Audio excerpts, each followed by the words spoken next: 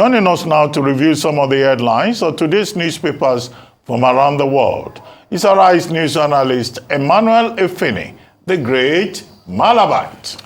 Good morning, Ruben. Good morning, Ayo. Good morning, Rufai.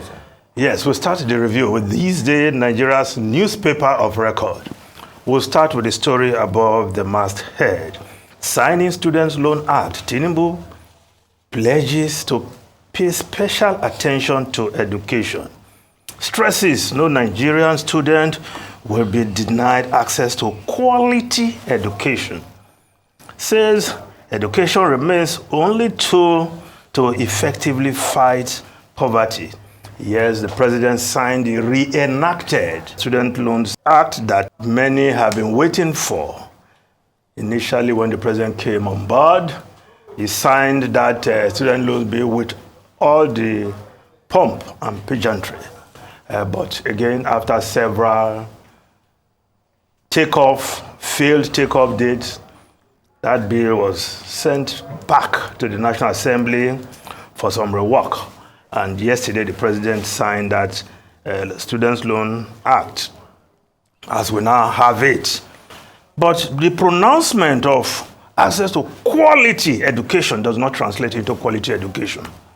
Right? C'est ça. Yes, because c'est ça. C'est très ça. It has not addressed all the other issues that have been affecting tertiary education in Nigeria for some time now. So, pronouncement of quality does not translate to quality. C'est ça. All the issues ASU have been raising over time. You have to deal with that to enhance the quality of education at the public, university, and other tertiary institutions level. Yes, I know that the Academic Staff Union have also been against this loan scheme because they felt it's a matter of making students to be debtors after graduation for quite some time. Well, those who need this loan will access this loan, and we hope there will be no paddy or man no man or my constituency people or my party people, because you cannot rule all that factors out when you have a scheme like this. Now, Ruben, you are very generous in praising what the president has done. I was praising the lawmaking process. Yes. To say that, look, a piece of law is a living organism. And the true test of a law is in its implementation. These guys had issues with implementing the law. And they went back to the drawing table. It's a no-brainer. It's a basic thing that they teach in law faculties. Okay. No, beyond what people learned in law faculties, what I'm saying here is that those of us, like Ruben, myself, who enjoyed government subsidy at university level, people like Babatunde Fashola, who enjoyed it at the University of Benin, we cannot provide that for students today. And we're happy to praise students' loan. Well, I'm sure if students of today know what you enjoyed as a university student, as an undergraduate. I was a national merit scholar. No, not only that, not that.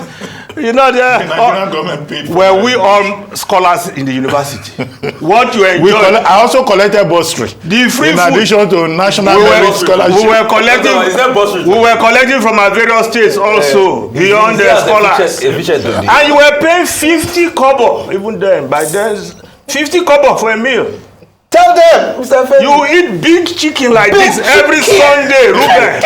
Drink Bonvita, you have it. And I was part of the first 11.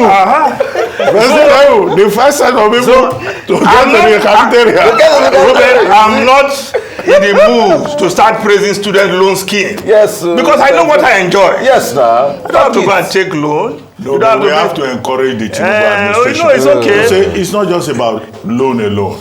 It's a combination of many things. So pay teachers, improve standards. That's the thing about quality education. Yeah. Let's address the issues that have brought down the quality of university education at the public level. That's what we're talking. In Finland, Not just prison loans was for paying attention to teachers' welfare. God bless you, It was Ayo. a big campaigner God in bless Finland. you. Yeah. And that's why they emerged as one of the best educational systems in the world. So we must look at things like that. I'm not saying we're Push Finland. that Finland is a low, lot smaller. push that low But money we're into the going to look university at- system. No, Educational system. the loan act is already in place. Everything all together. It's a qualitative education. Can we now move to the other issues This is a that starting make for point. quality? It's not loan that make for quality, Quality. Ruben. Which loan?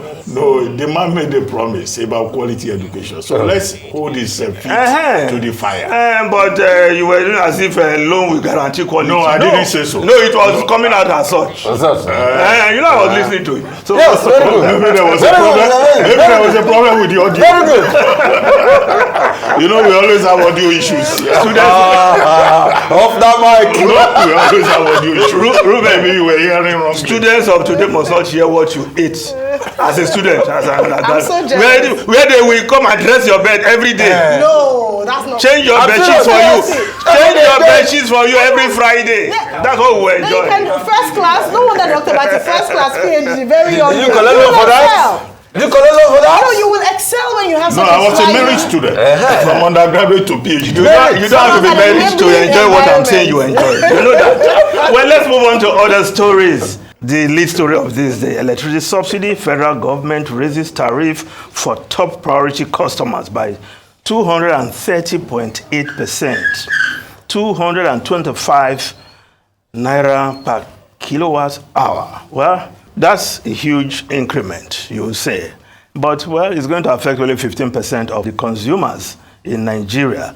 But there are several issues. Others who are not so in that category, what will happen to them? Of course, even this so-called Band A, since yesterday I've been receiving a lot of complaints that even the so-called Band A never got that 20 hours in many areas.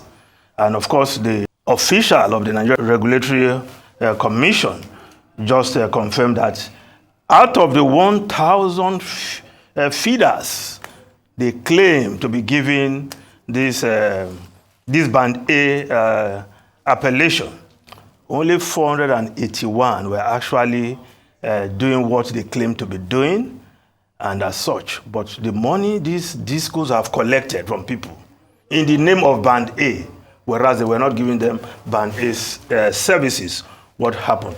But I thought the priority for this government must be how Nigerians can enjoy uninterrupted power supply. These 20 hours, 5 hours, 6 hours, if you get, it's not something a nation like Nigeria should be proud of.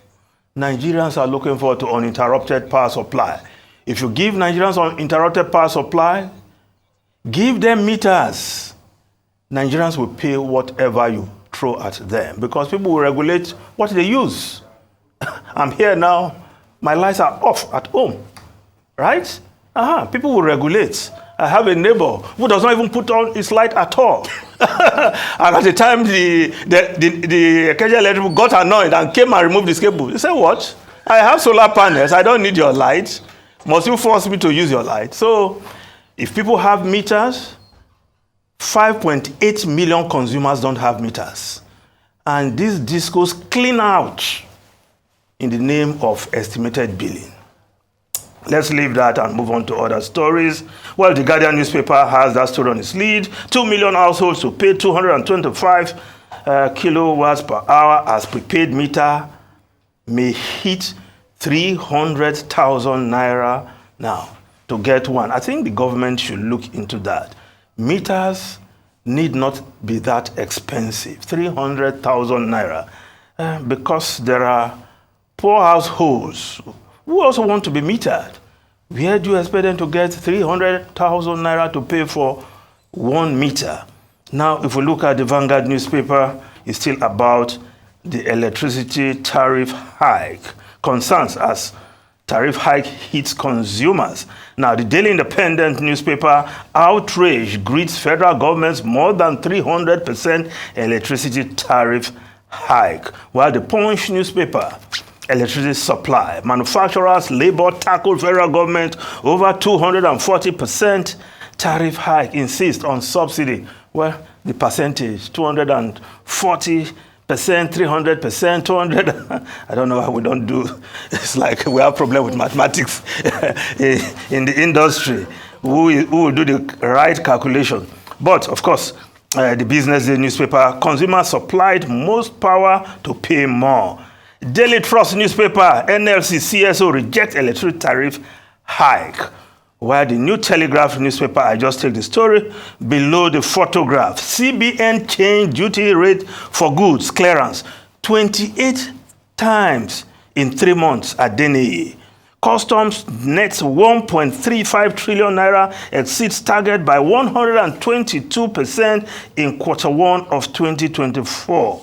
Records 10.59 billion seizures to go after vehicles with questionable papers. Yes, those riding to Kumba should take note. Well, the Daily Sun newspaper, federal government jacks up electricity tariff by 240%. The story below the photograph. Rivers crisis. Fubara declares war. Says it's now fire for fire. Promises to surprise anybody who dare. And the Nigerian Tribune newspaper, Atiku, Wike set to rekindle rivalry at PDP neck. Ex-VP arrives for crunch meeting. Is Wike still a member of the PDP? Well, he has not left the PDP, and he has a court injunction restricting the PDP hierarchy from expelling or even suspending him. Well, the Nation newspapers, consumers flay electricity tariff hike without improved supply. While the Leadership newspaper has a story there, of course, again, Tinubu signs students' loan bill into law. Now, the foreign newspapers quickly, we look at the Guardian newspaper of UK. Former Supreme Court judges add voices to calls for Israeli arms ban. Netanyahu faces global outcry over killings of aid workers. That story is also on the front page of the New York Times. 7 killed workers had been excited to give Gaza food. Hunger crisis mounts. Nearly 200 aid providers have died during the 6-month-old war. Well, over 200 aid workers, people who were there just to help the hapless Palestinians, have been killed.